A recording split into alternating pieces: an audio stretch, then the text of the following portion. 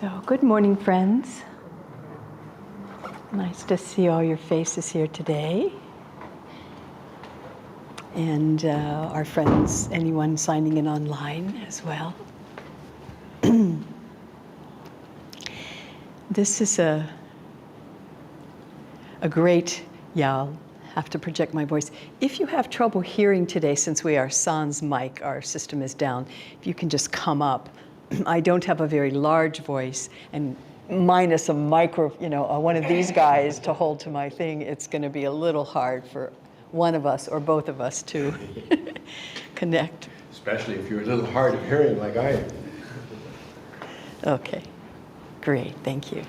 Come on up.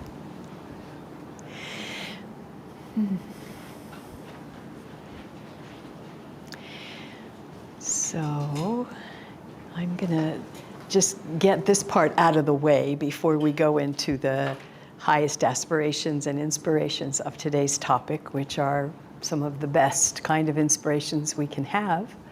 I'm going to take a moment for a personal, what do they used to call them, public service announcements or something? A public service announcement here. This could be the last Sunday that Biraj and I are giving a satsang while we're here this trip in India.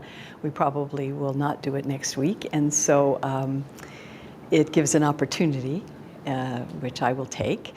We will be back, God willing. We plan to come back after several months in the U.S. We'll be in Ananda Village for Spiritual Renewal Week with Jyotish and Devi and all our great teachers and acharyas there. We will show up for the Sevaka retreat, which is the people who carry on Master's work throughout the world, really, in the various ways that they do as part of the monastic order of Ananda. So a great time for renewal of our spirit, of our inspiration, of our divine friendships. So we will take you with us in our hearts. If I remember and have it together, I will take a few pictures so you can see some of what Ananda Village offers. And just to say, especially... When do we come back? We come back the second or third, somewhere in their week of September. I don't think we have our tickets yet, but toward mid to end September we'll be back, and then we'll be here for a number of months then. So we're not saying goodbye, but we've been in a rhythm here together, and I almost want to say we've been in a holding pattern, but we haven't exactly been in a holding pattern. We have made progress forward in the absence of your very dynamic spiritual directors, Narayani and Shurjo, who, good news for all, will be back with us Tuesday. They will surface sometime after they've landed and gotten over jet lag. So be in tune, watch your WhatsApp. The wave of inspiration with our divine friends is coming back. So that will be a great joy. So for our part, I just want to say thank you. It's transition time, and I realized I was feeling a little sad to leave everybody and everything and all of the work and service we've been able to do. And I'm also feeling sort of glad to be able to see friends in the US. So, sad and glad transition is going on. And I realized, how am I going to navigate transition? And the word came to me like as a little gift, gratitude. Just be grateful. Be grateful for all the blessings of being able to serve the teachings to speak the teachings more than I've ever been asked to do. So that's been like to share what you love. There's a great gift in that. So I appreciate God, Gurus, and all of your patience for showing up and listening to me as much as you were able to. And for those of you who wanted to run from the room, now you get to do it easily. I won't be here, so you won't have to even think about that. But I did want to say thank you, God, for the blessings of divine friendship, for getting to know each of you a little bit more in your love for God. It's always so inspiring to be with Guru Bhais. And I want to thank God for the tests. And there have not been just a few. There have been a lot. This has been big for us. We've stretched beyond our imagination of expectancy. And there was one point in the program not that long ago, we're kind of at the end of our cycle here, where I said, Biraj, I know we're supposed to stretch ourselves on the path. We're supposed to stretch ourselves, and we're supposed to be flexible and stretch ourselves. But you know what? Is there possible that you'll just stretch yourself so much you'll break? You know, there were moments when, you know, that discussion was there.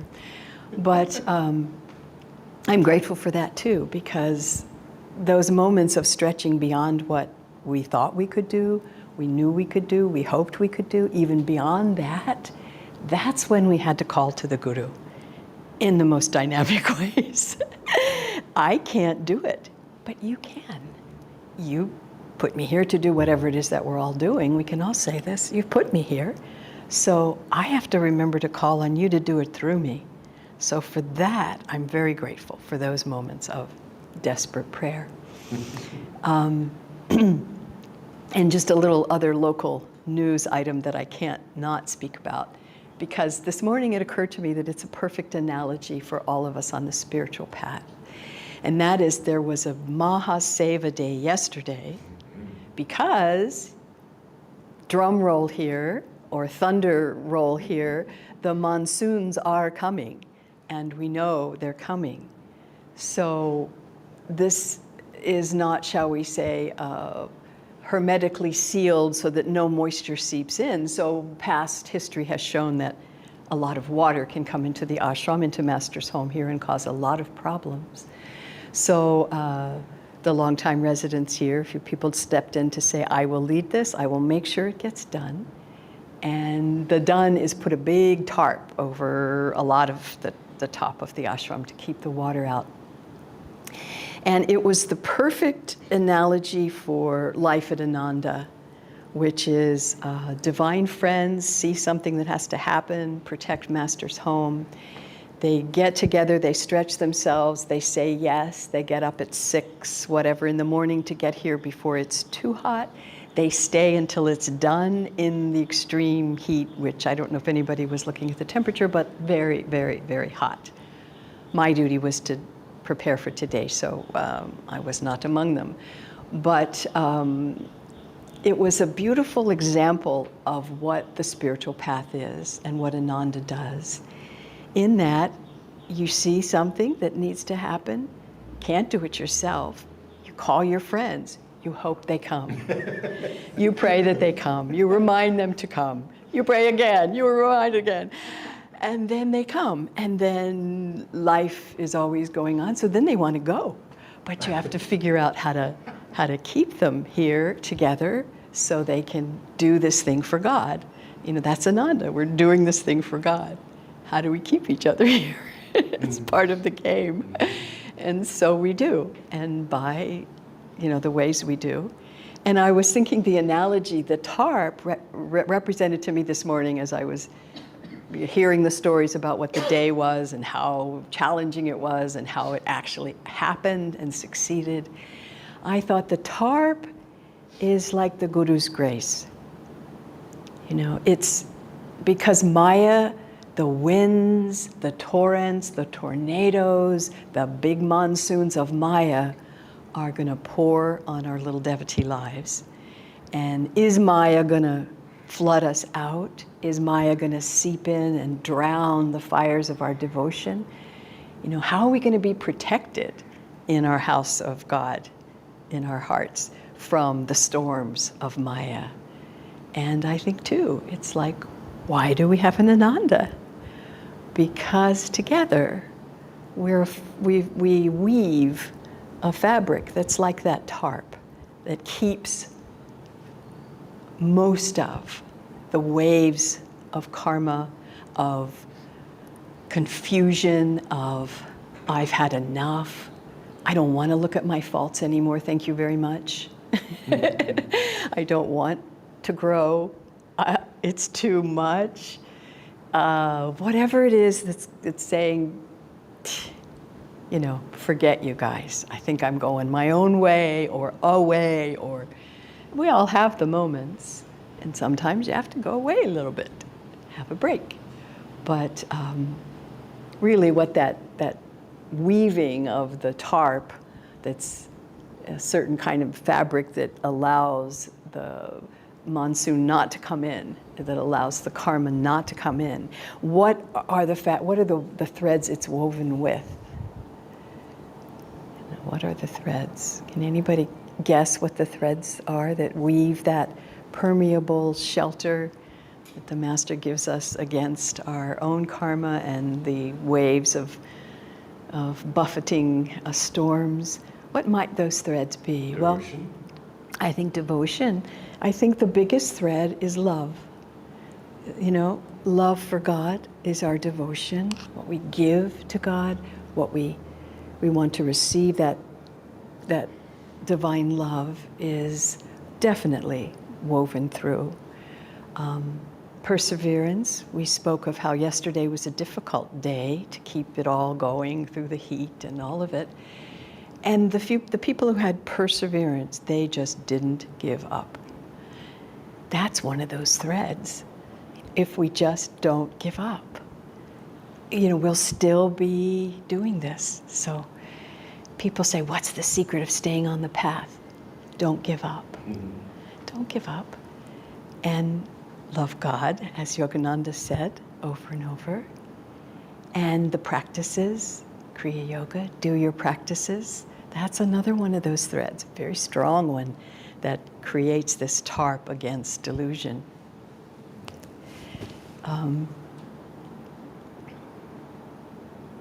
Think of others, our divine friendships. We are, as a community of individual souls seeking God, we're also reaching out to support each other. And that thread of divine friendship, I've seen it in all of Ananda, Swamiji. What does that look like, that thread? What are the qualities of that thread? And Swamiji, many people would say of him, kindness. It seems like such a simple thing. Why would anybody highlight that simple thing of kindness? But it's one of the hallmarks and one of the strongest threads of the tarp of Ananda that keeps us from all the bad stuff and the moments of doubts and whatever Maya wants to rain upon us. Kindness. And it's, you know, practices, kindness, love. Chanting, I think, is one of those threads. Yogananda said it's half the battle, you know, because when we're chanting, how do we feel? What are we doing? We're saying, God, I love you, in whatever ways it is. God, help me. God, you've got this wisdom. Wow, you mean Irda, Pingala, Shishun in the middle, you know? Whew. You know, you're giving me lots of information and reminders as I sing to you. And the light ones, come out of the darkness, Mother, bathe me in thy light. I can't tell you the number of times I've used that chant in the back of my mind. How many times I've been on prayer retreats and healing retreats and people come for counseling and this horrible thing, you know, things happen. My husband died, my child is sick, the worst kind of things. My child died, my husband's sick. Lots of varieties of what we have to walk through in life that are very difficult things. And there's a darkness that tries to come along with those things and take us into those things. Self-doubt, one of the biggies, blocking our success of whatever it is that we're doing. I don't think I can. Well, you know, ask God. Can you do it through me? That's more the question. The little ego maybe can't. But when I've been on retreats or various times with healings with people, we would chant that song, come out of the darkness, Mother, bathe me in thy light. And that starts to lead us into today's topic, which we always like to choose the topic that's right at the top of the waterfall. So we chose finding the doorway to the infinite. Finding the doorway to the infinite.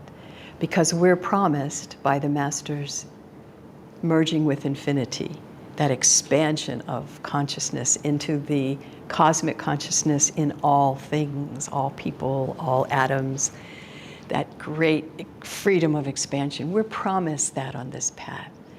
Everyone is promised that on any path. It's the destiny of every soul that we will go there. So yesterday I got to go treasure hunting, which is what I love to do to prepare for the services, how I see it. Everybody has their own way. Swamiji said, prepare before you speak in front of other people. And some of us thought, oh, you got to read all the books and make all the notes. He said, well, you have to get your program together.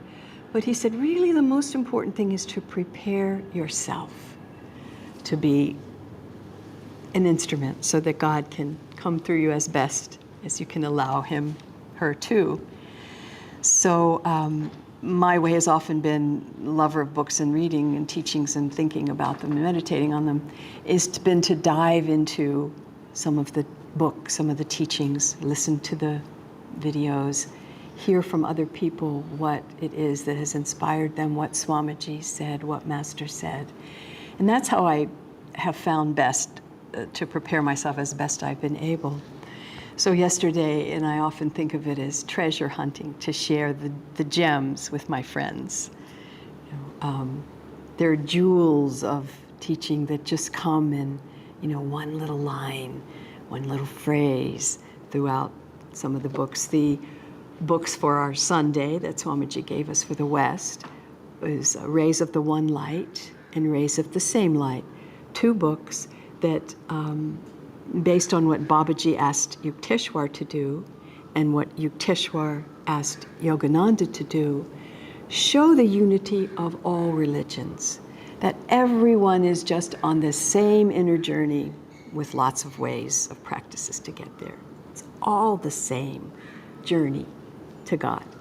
So people asked, why don't you compare all the religions? And they said, well, because Babaji asked me just to do 2 of them. And the 2 chosen were from the East, the Gita, obviously the most beloved here, and the West, the Bible, most known and beloved scripture. So Swamiji then took that up, as did Yogananda and Yukteswar, all of them, showing how they're the same. And so we look at today's topic on finding the doorway to the infinite. Where is that doorway? Down the street at the temple? Up in the Himalayas in a cave? Where is that doorway to the infinite? Well, it's very simple, and we're walking around with it all the time. And there's a way to open that doorway, we are told and promised. And it comes, the doorway here is at the spiritual eye. When that is open, when you see the light there, we're told, and it's true, many saints have said, and we can glimpse whatever we can glimpse of that, imagine whatever we can imagine, but that light is always shining right here in the frontal part of the brain, the divine light. Every religion has some way of looking at it, talking about it. The Christians have the dove of 5 with feathers up on the top of the Sistine Chapel. And if you squint your eyes, it's a star. The yogis say there's a star at the point between the eyebrows. And the goal is to go through the star, and then you merge with infinite consciousness. And it's always there. Right here, it's always there. Everywhere we're walking, everywhere we're going, in the Himalayas or in the dungeons or in the heat or wherever it is, it's there. Now I'm going to tell one inspiring story, and that might be it. What time do we finish? Yeah. So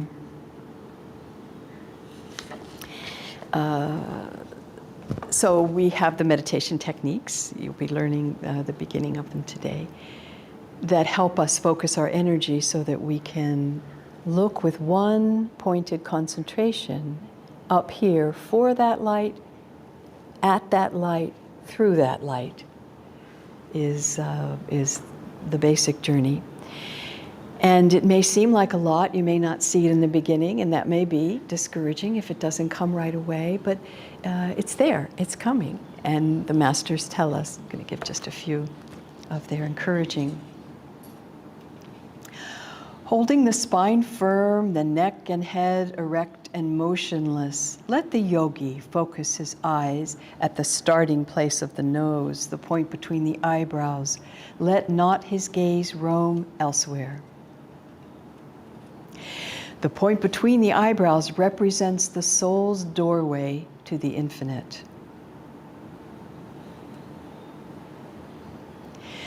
People who have left the body, near-death experiences, or they actually died, but then they came back, have this one common story you hear over and over in their accounts. I saw a tunnel. I was drawn into that tunnel, and at the top of the tunnel, I saw this bright light. And I couldn't help but go toward that light, and it was so loving. And I realized it could know everything about me, but it wasn't judging me. It wasn't saying the bad things I'd done. It was welcoming me with this powerful love that I felt completely loved like never before as I got closer and closer to that light. And some say, I wanted to keep going. I didn't want to leave that light. And others were told as they were there, a friend of mine had this experience, it's not your time yet. Go back and finish your life on earth. But it's a common thing. It's there for all of us. That's how we all die. We go up through the tunnel and we go out, one way or the other. And this is mentioned, and it's worth saying because it's a goal many of us will have. If we are focused on the ego at the point, the medulla right here at the base of the spine, where the sperm and the ovum created the body, most people actually go out that way, and then they stay in the astral for a while and they come back.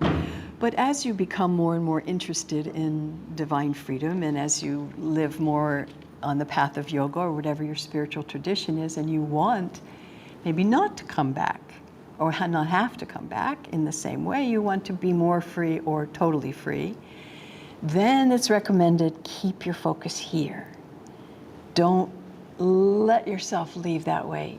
If you can, as much as you can, keep your focus here. Yogis consciously try and exit here or here.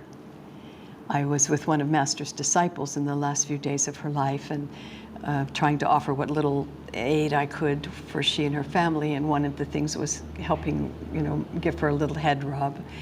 And as I was touching her to just help with that, it was so hot. She was taking all that energy from her body. Her feet were getting colder. Her head was getting hotter because she was focusing on leaving in freedom, which I think good chance she did. She was a very high soul. So for us, where we are, we have the hope. We don't have to wait till we die, obviously, to practice this with intensity. I'm going to tell one story and end with it. It's a quick one. This is when Yogananda left from India, landed in Boston on the Sparta. I think it was the first ship from India who came. Anyway, he landed and he was ready to serve his guru in the land of the materialists, but his Babaji had said, you have my blessings, go. This is what your life, this is what you're supposed to do. So he did. And he landed, and his first disciple was Dr. Lewis, who was a very proper Bostonian dentist. And they knew each other from past lives. They didn't talk about it right away, I imagine, but, Master recognized, okay. And so they sort of sponsored him, took care of him, took him places, took him in their home, helped him set up the venues and share the teachings and just, And the way Dr. Lewis met him is very interesting. Dr. Lewis's wife was interested in various spiritual things, so she was going to lots of teachers. She heard about this guy with the turban and the orange robes and the long hair. Interesting, let's go. So she went, Came home, told her husband, I saw this man, Yogananda. You have to go see him. This is something else. This is the real deal, however she described it. You must go, husband, you must go. So he's like, okay, fine. And his wife was a formidable force. She was. Mildred was her name. Yogananda used to tease her. He said she'd been a very high queen in a past life, and she was still a bit haughty and a bit, I don't know, what would you say about Mildred? She was used to getting her way. She used to, one example, she would ride in the car with Yogananda. She was riding in the car with him. She's sitting in the back seat. Yogananda puts down the window. The guru, you're riding with your guru, and he puts down the window. She knew he was her guru. She rolls it up. Okay, so she preferred close window, fine. Yogananda rolls it down again. Okay, Mildred, here I am. Here's your test. She rolls it back up again. And this went on. I don't know how many times, but he used to tease her. He used to say, yes, Mildred, like to dread something, because she was a powerful force of a woman. And so anyway, so Dr. Lewis is her husband, and he says, I will go. Of course I will go. Mildred is telling me to. So, so he goes, and he also had been studying about the spiritual life, and he'd been reading the Bible, which was the Western way of, attuning to Christ consciousness through the Christ the man. And he read this part in there that had intrigued him and somehow touched him in a deep way. If thine eye be single, Christ said, thy whole body shall be filled with light. It stirred something in him. He wanted to know about it. He wanted to experience it if he could, but he didn't know how. So he sees Yogananda at the lecture. He's an upstanding guy. He's used to moving energy and being successful. So he finds out where Yogananda is staying, and he comes up and knocks on the door. Excuse me, sir, he says. I read in the Bible that if thine eye be single, thy whole body shall be filled with light. Do you know what that means? Yogananda's, I think I do. Well then, can you show me what that means? Well, I think I can. So he came in, the two of them sat cross-legged or knelt, I don't know exactly, but on the floor. And Yogananda said, come here, doctor. So he leaned forward until doctor, and he touched at the forehead. So leaning there, I mean, imagine, I love to imagine Yogananda there, and I'm just leaning against his forehead like that. And doctor saw the light. He not only saw the light, he was bathed in the light. His whole body was filled with light. His whole consciousness was filled with light. He lost track of time. He was in bliss, and he was just so happy. And there they are. Here he is with Yogananda, just in this light of, divine joy and love. And he lost track, as I say, of time. Well, to make this dramatic story fun, it was Christmas Eve, big time in the West, big time for families. There's the tree, there's the presents, there's the food, there's all the things that the home does. So Mildred had been there expecting her husband to come back at a certain time. Being a doctor, I imagine he was always prompt. You have to be as a dentist. So he's late, he's later. No cell phones in those days, no WhatsApp, no text, no way to find out. So she waited, and as she waited, she got very Mildredy about it, which was, what do you mean? Very put off, affronted, and angry and upset. So Dr. Lewis finally comes home, and as the story goes, she had the rolling pin, this piece of wood that you make pie crust with and roll. It's a big, heavy thing. A rolling pin, like ready to meet her husband and threaten him, probably not hit him, but certainly make her point that he was late, and she was upset with him. But as soon as she saw him come in the door, he was so filled with light. And he said, Mildred, you won't believe what happened to me. I saw Yogananda, and I asked him about the light, and he showed me the light, and he took me into the light, and I experienced the light. And I've never felt such joy, such happiness, such love. Mildred, and she put the rolling pin down. She recognized that something very deep and wonderful had happened to her husband. So it was Christmas Eve after all. And, Christ came to him in the consciousness through the light of his guru in this life. So to end this, it's there for us. To ask the Guru to help us, introduce us. Whether it's that we want the light, we want more wisdom, we want more joy, we want more of any of the divine qualities. Even we want a house or a dog or a car. Whatever it is, if we can imagine putting our heads up with Yogananda, calling to him at the spiritual eye in whatever way we do. Come, infuse me with your consciousness. Introduce me to God. Introduce me to divine light. Introduce me to, you fill in the blank.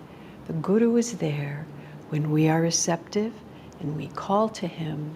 It doesn't have to take a long time. We read in this week through the treasures of the little glimpses. It is God, the Spirit, the divine exists in a place called the eternal now. It is we who think sometime later I will find him, I will know him, I will experience the joy and the success or whatever of his presence in my life. No, he's always the same with us. As he said to St. Anthony, the eternal now is where the divine light lives. And when we reach there, don't think of any delay. And when you have some of those experiences, don't think about time at all, if you can. Be in the eternal now of God's presence as much as possible.